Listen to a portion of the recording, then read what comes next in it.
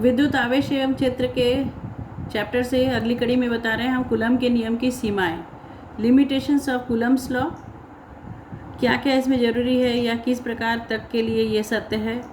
पहला पॉइंट है इसमें केवल बिंदु आवेशों के लिए सत्य है। पहले ही बताया था मैंने इसको कि केवल बिंदु आवेशों के लिए कूलम का नियम लागू होता है। दूसरा पॉइंट है केवल स्थिर आवेशों के लिए यह नियम सत्य है। स्थिर आवेश जिसमें गतिशील नहीं होते आवेश, स्थिर होते हैं, वो उनके लिए सत्य है। तीसरा है यह नियम बहुत अधिक दूरी से लेकर परमाणुवीय दूरी तक, परमाणु दूरी उसका रेंज होता है 10⁻⁻15 मीटर, अधिक से लेकर के परमाणु स्तर तक की दूरी के लिए ये लागू होता है। तो फर्स्ट है केवल बिंदु आवेश के लिए लागू होता है, दूसरा है केवल स्थिर आवेश के लिए लागू होता है, तीसरा है अधिक दूरी से लेकर अत्यंत कम दूरी 10⁻⁻15 मीटर, जो कि एक परमाणु स्तर तक की दूरी के लिए लागू होता है। इसके बाद इसी कूलम के नियम को हम सदिश रूप में कैसे लिखेंगे। हमने दो आवेश लिया Q1 और Q2, इस पर लगने वाला बल, इस पे लगने वाला बल Q2 ने Q1 पर कितना बल लगाया, इसको हम सदिश रूप में लिखते हैं F21। ऊपर में देखिए एरो का मार्क है कि ये बता रहा है कि ये एक वेक्टर क्वांटिटी है, सदिश राशि है। F21 आवेश Q2 ने Q पर लगाया कितना, 1/4πε0 Q1 Q2/r²। आपको एक इकाई सदिश जोड़ना है इसमें, R21, इसमें ऊपर में देखिए कैप है, ये इकाई सदिश को दर्शाता है। तो F21 कैप आवेश Q1 से Q2 की दिशा में एकांक सदिश को बताता है। ये आपका सदिश रूप है, वेक्टर रूप में हम इसको कैसे दर्शाएंगे। F21 = 1/4πε0 Q1 Q2/r², और r कहाँ, 2 से 1 तक की दूरी, R21 इसको रिप्रेजेंट किया, और unit vector is R21 cap.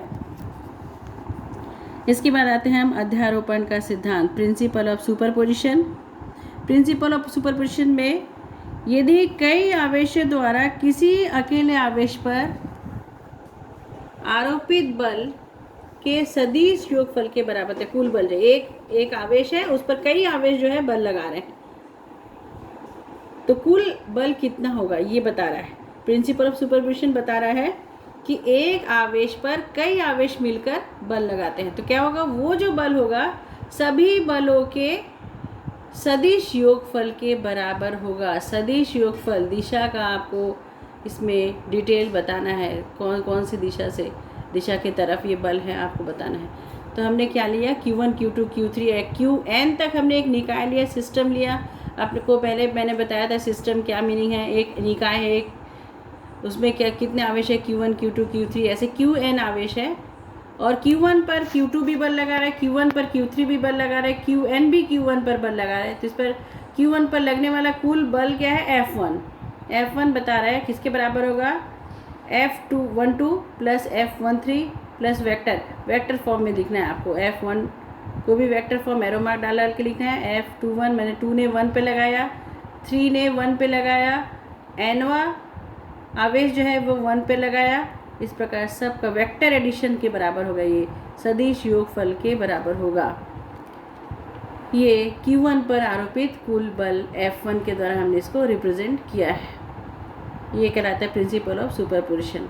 इसके बाद हम आते हैं स्थिर विद्युत बल और गुरुत्वाकर्षण बल की तुलना। स्थिर विद्युत बल कूलाम के द्वारा दिया गया दो आवेशों के मध्य लगने वाला बल है। ये आकर्षण और विकर्षण दोनों प्रकार का होता है। कूलाम के व्युत्क्रम वर्ग के नियम के आधार पर हमने स्थिर विद्युत बल की व्याख्या की। दो आवेशों के मध्य लगने वाला बल, याद रखिए इसको। गुरुत्वाकर्षण बल दो मास के बीच में, दो द्रव्यमान के बीच में लगने वाला आकर्षण या आकर्षण बल, केवल आकर्षण बल, ये आपको याद रखना है। ये न्यूटन के द्वारा दिया गया, आप इसको पहले भी कक्षा में पढ़ चुके हैं। इन दोनों बलों की तुलना कर रहे हैं हमने। तो स्थिर विद्युत बल का जो हमारे पास सूत्र है, हमको मालूम है 9 × 10⁹ Q1 Q2/r²। हमने दो आवेश लिया है, एक आवेशित कण लिया प्रोटॉन, दूसरा आवेशित कण लिया हमने इलेक्ट्रॉन।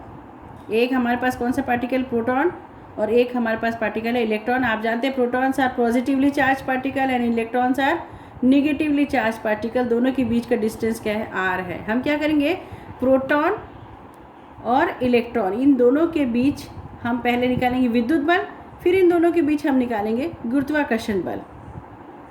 दोनों ही कैसे व्युत्क्रम वर्ग के नियम का फॉलो करते हैं। ये भी आर स्क्वायर होता है, समानुपाती होता है आर स्क्वायर 1/r² के। ये भी समानुपाती होता है 1/r² के। या हम बोल सकते हैं कि व्युत्क्रमानुपाती होता है दूरी के वर्ग के। गुरुत्वाकर्षण भी व्युत्क्रमानुपाती होता है दूरी के वर्ग के। तो दोनों ही व्युत्क्रम वर्ग के नियम का पालन करते हैं, परंतु एक आवेशों के बीच में लगता है और एक दो पदार्थों के बीच में लगता है, दो ऑब्जेक्ट के बीच में लगता है। पहले का सूत्र के हिसाब से हमने क्या लिया, QP प्रोटॉन पर आवेश और QE इलेक्ट्रॉन पर आवेश। एक प्रोटॉन पर आवेश का मान होता है 1.6 × 10⁻19 स्क्वायर। हमने स्क्वायर क्यों कर दिया, प्रोटॉन पे भी उतना ही आवेश होता है जितना इलेक्ट्रॉन पर आवेश होता है। आप जानते हैं कि एक परमाणु जो विद्युत उदासीन होता है, पहले कल की कक्षा में बता चुकी इस बात को कि परमाणु जो है विद्युत रूपेण उदासीन होता है। तो प्रोटॉन पर आवेश और इलेक्ट्रॉन पर आवेश दोनों ही सेम होते हैं। एक पे हम प्लस लिखते हैं और एक में हम माइनस लिखते हैं। 1.6 हम न्यूमेरिकल वैल्यू ले रहे हैं इसका, 1.6 × 10⁻19 ये भी है QP और QE भी उतना ही है, कितना 1.6 × 10⁻19। हम आवेशों के प्लस माइनस को नहीं ले रहे हैं क्योंकि चार्जेस दोनों सम है, सेम है। हम क्या कर रहे हैं, केवल न्यूमेरिकल वैल्यूज़ को ले रहे हैं। होल स्क्वायर कर दिया इसलिए हमने अपॉन r², हमने दूरी को r लिया है। तो सब इम्पोर्टेंट क्या है आपको ये ध्यान रखना है, आपने क्या लिया, एक प्रोटॉन लिया और एक इलेक्ट्रॉन आपने लिया, दोनों के बीच की दूरी r है। इसके बीच में लगने वाला गुरुत्वाकर्षण बल जो न्यूटन का गुरुत्वाकर्षण बल कहलाता है, उसका सूत्र आप जानते हैं। F2 से दर्शाया हमने इसको Gm1m2/r²। गुरुत्वीय नियतांक है g का मान, आप जानते हैं g का मान 6.67 × 10⁻21 MP। अब यहाँ पे द्रव्यमान लेना है आपको, प्रोटॉन का द्रव्यमान और इलेक्ट्रॉन का द्रव्यमान। यहाँ पे आपने आवेश लिया था, यहाँ पे आपको द्रव्यमान लेना है। MP mass of the proton, ME mass of the electron. हमने मास दोनों का लिखा है, प्रोटॉन का मास है 1.6 × 10⁻27, इलेक्ट्रॉन का मास है 9.1 × 10⁻31। इसको हमने कैलकुलेट किया है। हमने पहले को इक्वेशन नंबर 1 दिया है, दूसरे को इक्वेशन नंबर 2 दिया है। 1/2 किया है, F1/F2 हमारा कितना है वैल्यू, इनको सॉल्व करने के बाद 2.4 × 10⁻39। या हम बोल सकते हैं कि F1 जो है 10⁻39 टाइम्स ऑफ F2 होता है। इस तरफ ले आएंगे तो आप F1 = 10⁻39 F2, इसका मतलब F1 बड़ा है F2 से। या हम क्या बोलेंगे कि स्थिर विद्युत बल प्रोटॉन इलेक्ट्रॉन के बीच बड़ा है, किससे, गुरुत्वाकर्षण बल से बड़ा है, काफ़ी मात्रा में, बहुत ज़्यादा बड़ा है। कितना बड़ा है, 10⁻39 गुना बड़ा है। स्थिर विद्युत बल ज़्यादा है गुरुत्वाकर्षण बल की तुलना में। कितना ज़्यादा है, 10⁻39 गुना बड़ा है।